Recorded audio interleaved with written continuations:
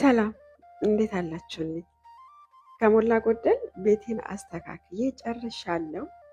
የልዑል እግዚአብሔር ስም የተመሰገነ ይሁን። የቤቴ ሁሉ ነገር ያማረ ቢሆንም ለእኔ ትልቁ እና ዋናው የቤቴ ዘውድ የሆነው ቦታ ይሄውላችሁ። ጠዋትና ማታ ከፈጣሪ ጋር የሚገናኝበት የነፍሴ ማረፊያና መመኪያዬ ይሄ ነው።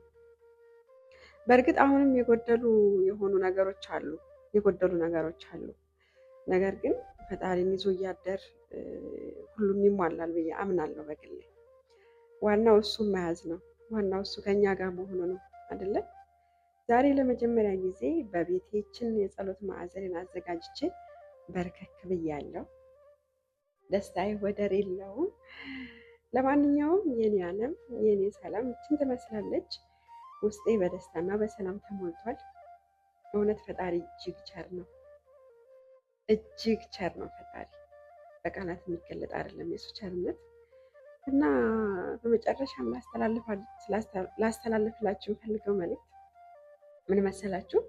እንደዚህ ያለ የጸሎት ማዕዘን ማዘጋጀት ባትችሉ እንኳን ባላችሁ ትንሽዬ ስፍራ ላይ ጠዋትና ማታ ከፈጣሪያችን ጋር የምንገናኝበት አንዲት የጸሎት ቦታ ማዘጋጀት ግዴታና ግዴታ ነው።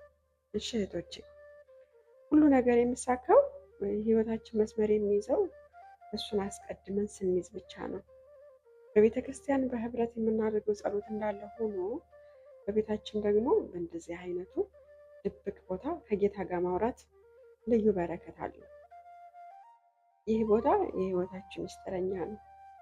መጽሐፉ እንደሚለው እኔና ቤቴ እግዚአብሔርን እናመልካለን አይደለም?